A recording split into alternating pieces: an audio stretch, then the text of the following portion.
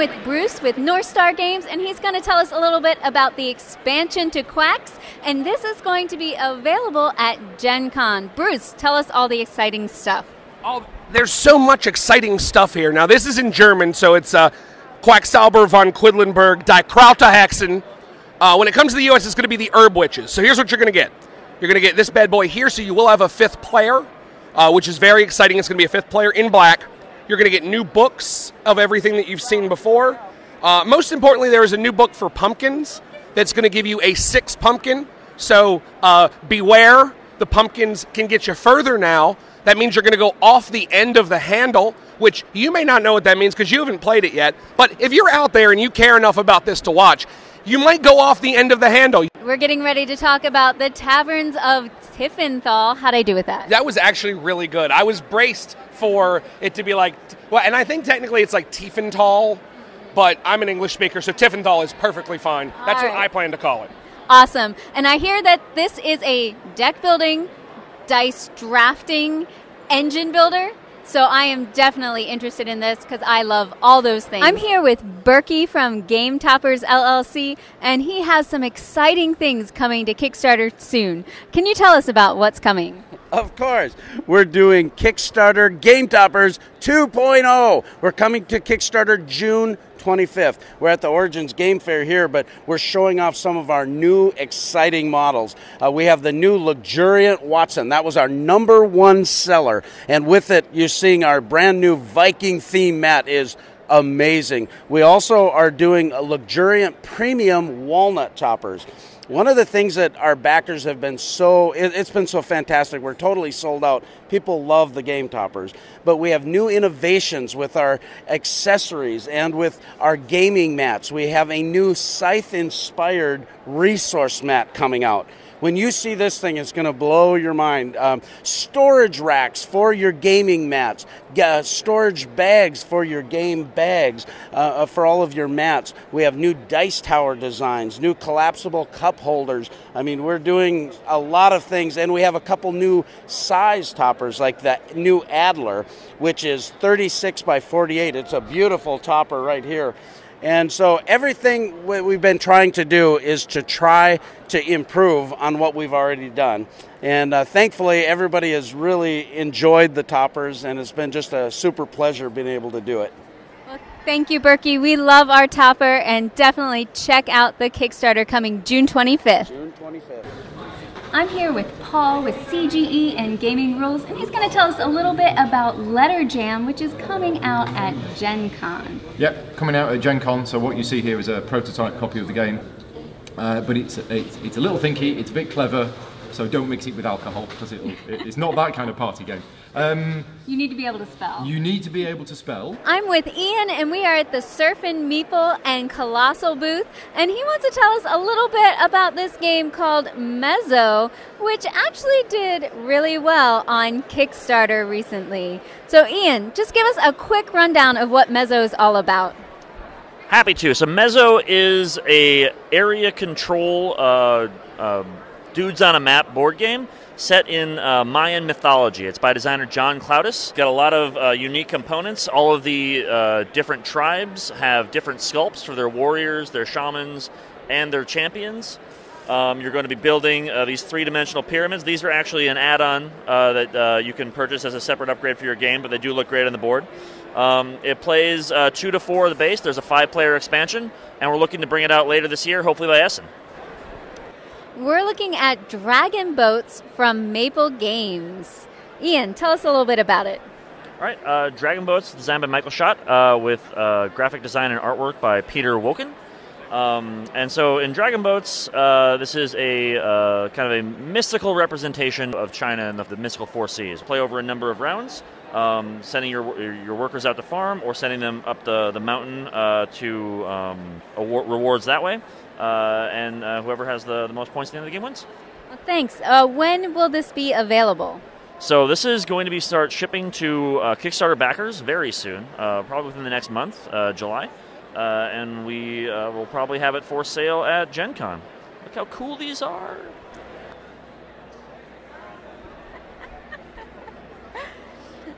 All right, everybody good?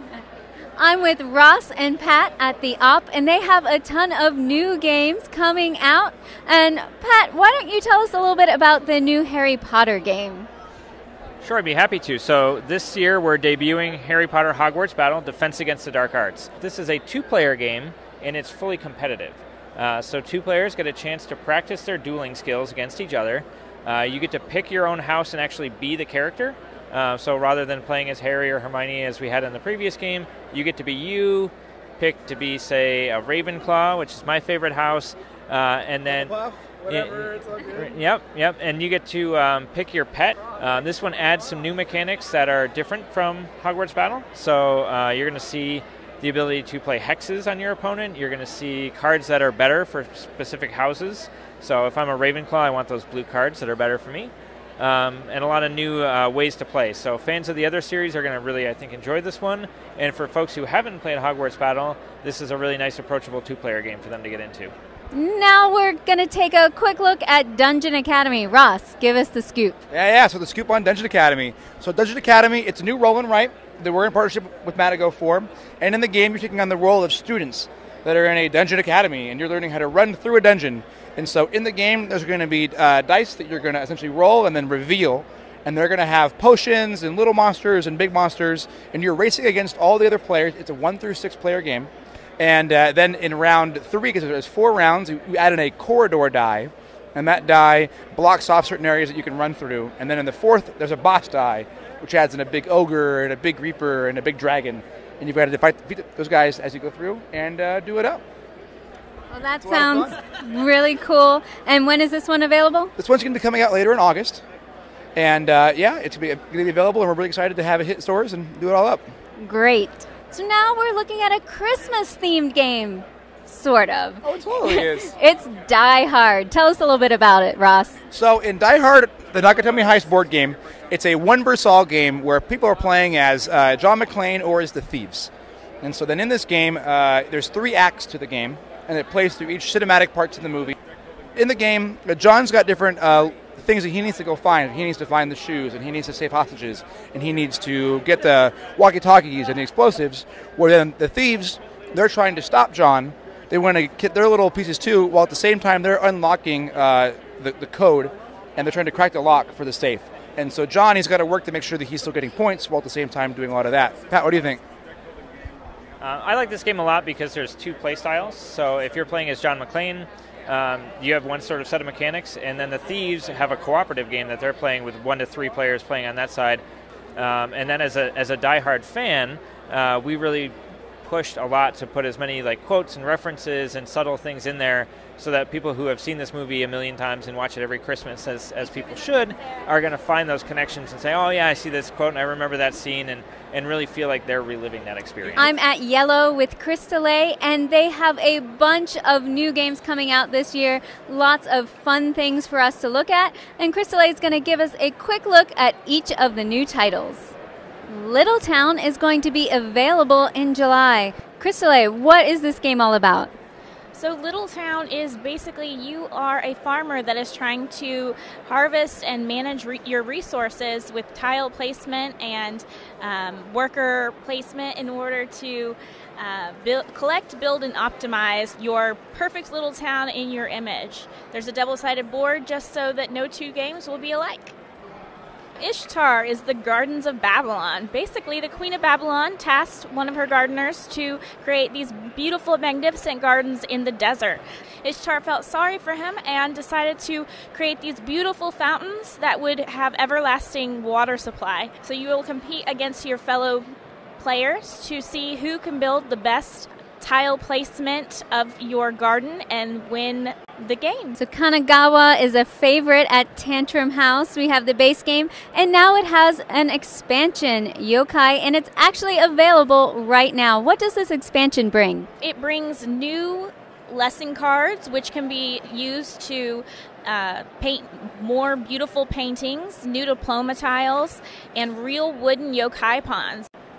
This is Double Rumble. Double Rumble is a fighting game where you can play alone, solo, or with a friend, and you are competing to beat the enemies and mob bosses in 4 different rounds. Each round gets harder, and you use your controller and the dice to see who wins. I'm with Tiffany at Haba, and we're going to take a quick look at Hanga. Awesome, thank you. So Hanga is our new family game night game, and in this game, you're competing to be the chieftain of the saber-toothed tiger tribe. So on your turn, you're going to play your card. You have 1 card, and you get to play it to one of the 4 quadrants. And how you rotate that card will determine what actions you get to do. But Hanga, petting the kitty. As you're playing the cards, if you were to play a card and not allocate one of your hands to the center area before you do anything, Hanga comes and steals food from you. With Hanga in the game, you have to balance getting the resources that you need to get the points and complete contracts. You're competing with your opponents. All the while, you have to deal with this adorably pesky saber-tooth tiger.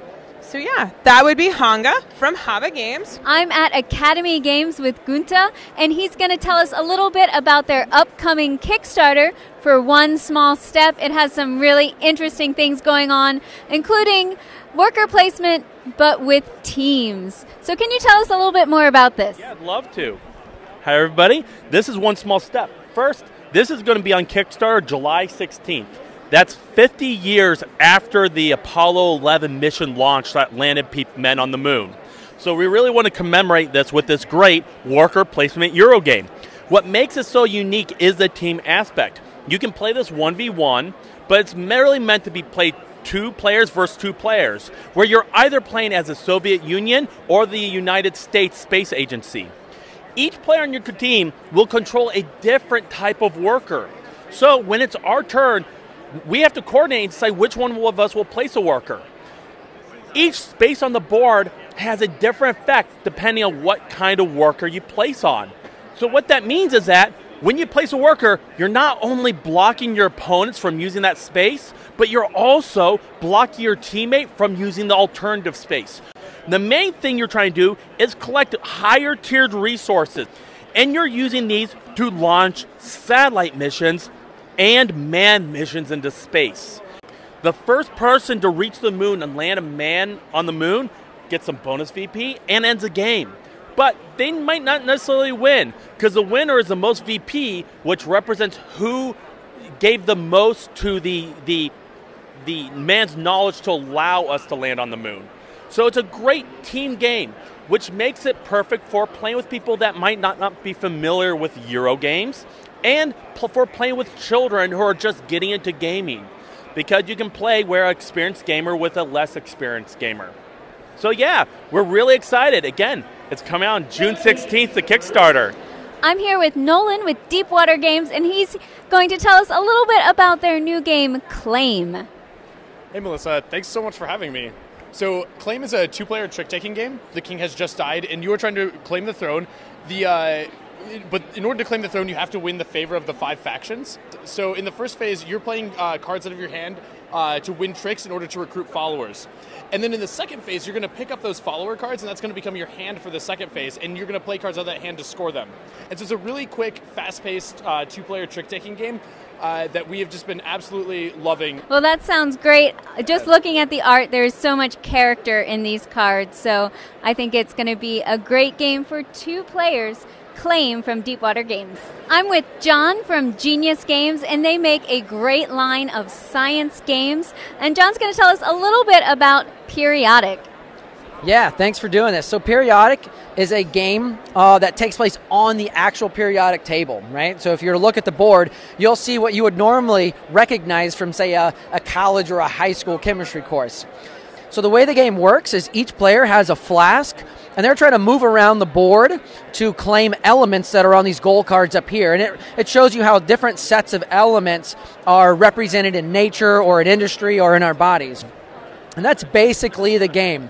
It's maybe a mid to lightweight game, fairly family friendly. It's not too complicated. All the science is accurate, and so you can actually learn something as you play the game, which is always something that we focus on as a company, right? We want the game to be accurately themed around a science concept.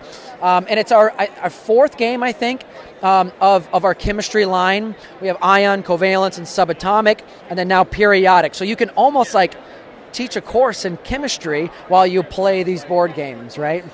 Well, thanks, John. I had a chance to play this when it was a prototype. Yes, I remember. And really, just playing it gets you so familiar with the periodic table and recognizing where things are. So I think this is a great learning game. Thank you. Thank you.